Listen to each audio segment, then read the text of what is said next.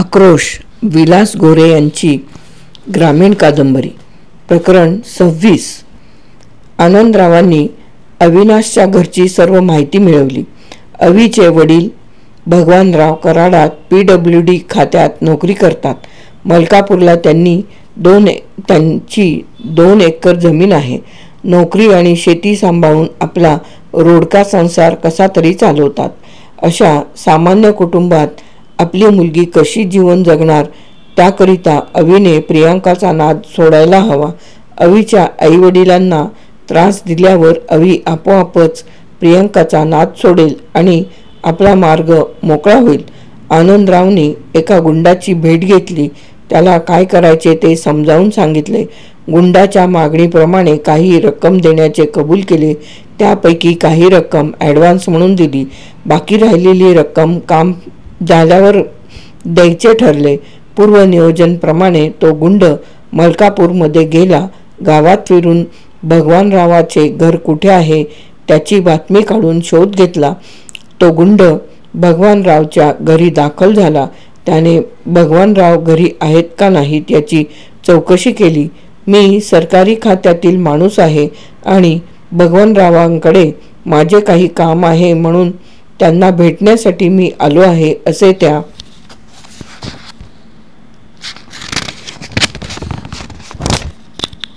त्या गुंडांनी अवीच्या आईला सांगितले.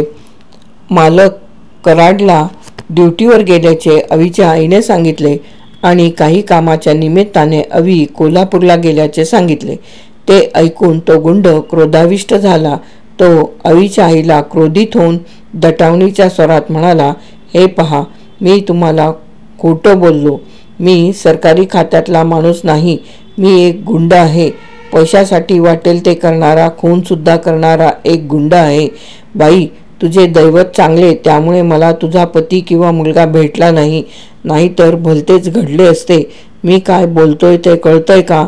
पण बाबा, असा काय गुन्हा माझ्या पतीनं आणि मुलानं केलाय? गुन्हा? फार मोठा गुन्हा केलाय. माझ्या लाडक्या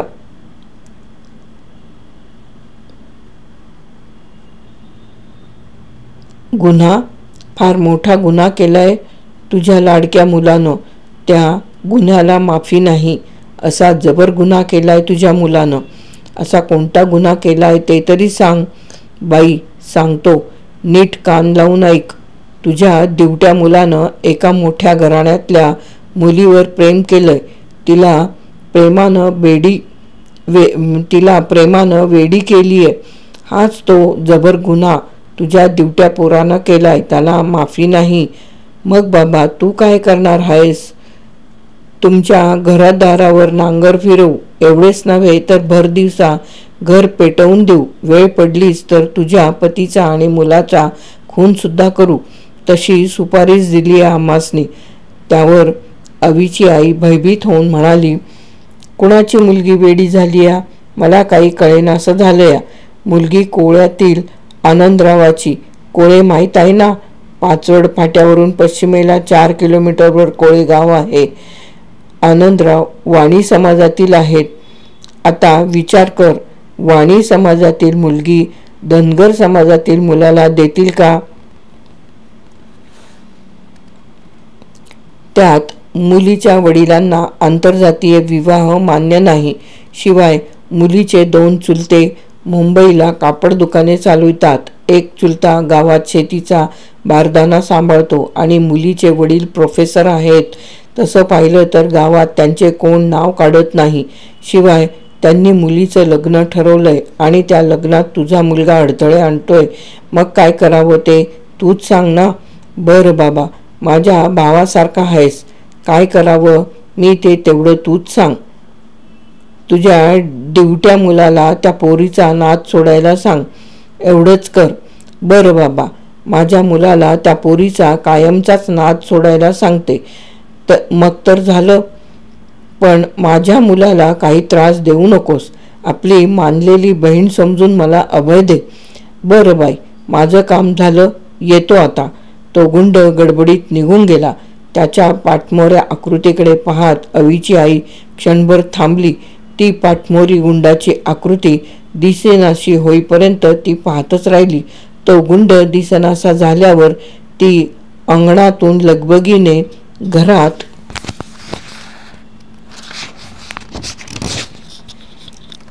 गेली. संध्याकाळी अवी आणि अवीचे वडील घरी आले. अवी चहा पाणी झाल्यावर गावात मित्राकडे गेला आणि अवीचे वडील भगवानराव रोजच्या सवयीप्रमाणे पेपर वाचत बसले. अवीची आई स्वयंपाक उरकून बाहेरच्या हॉलमध्ये आली. पाहते तर पतिदेव पेपर वाचण्यात गर्क झालेले. त्यांच्या वाचण्यात व्यत्यय आणत अवीची आई म्हणाली, अहो, आज काय घडलंय माहीत आहे का तुम्हाला? हातातील पेपर घडी करून टेबलावर ठेवत भगवानराव म्हणाले, काय घडलंय ते तरी सांगते. अशी घाई करू नका, सगळं काही सांगते, नीट लक्ष देऊन ऐका.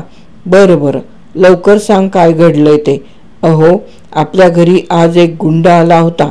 काय? गुंडा आला होता? कशासाठी? आपण कुणावर अन्याय केलाय? मग कशासाठी आला होता? अवीचं काहीतरी लफडं आहे. अवीनं काय लफडं केलंय? अवीनं मोठ्या घराण्यातल्या मुलीवर प्रेम केलंय. त्या मुलीला प्रेमाच्या जाळ्यात ओढून वेडं केलंय. म्हणून त्या मुलीच्या बापानं गुंड पाठवून ताकीद दिली. अवीला त्या मुलीचा नाद सोडायला सांगा, नाहीतर परिणाम वाईट होतील. तुझ्या पतीला मुलाला मारहाण केली जाईल, वेळ प्रसंगी खून पडेल असं त्या गुंडानं सांगितलंय. मला बाई भीती वाटायला लागलीये. तो गुंड आणखी काय म्हणत होता? आणखी बरंच काही बोलत होता. तो म्हणत होता, त्या मुलीच्या वडिलानं मुलीचं लग्न ठरवलंय आणि अवी त्या लग्नात विघ्न आणायचा प्रयत्न करतोय. तरी त्याला त्या मुलीचा कायमचाच नाद सोडायला सांगा. मग काय करायचं? अवीला समजावून सांगायचं. बरं, मी अवीला त्या मुलीचा नाद सोडायला सांगतो. त्या मुलीला विसरून जायला सांगतो. अगदी अखेरच्या शब्दात सांगतो. जर आमचं मानणार नसशील तर आई बाप तुला मेले आणि आम्हाला मुलगा मेला. तुझा आमचा काही संबंध नाही. तुझा मार्ग तुला मोकळा. तुला त्या मुलीसाठी आई वडील घरदाराला मुकावं लागेल. मग काय करायचं ते ठरव. हो, असंच अवीला सुनवा, म्हणजे तो त्या मुलीचा नाद सोडेल आणि होणारा अनर्थ टळेल. दुसऱ्या दिवशी अवी कोल्हापूरहून घरी आल्यावर भगवानराव अवीला म्हणाले, अवी, मला तुला काही सांगायचे आहे.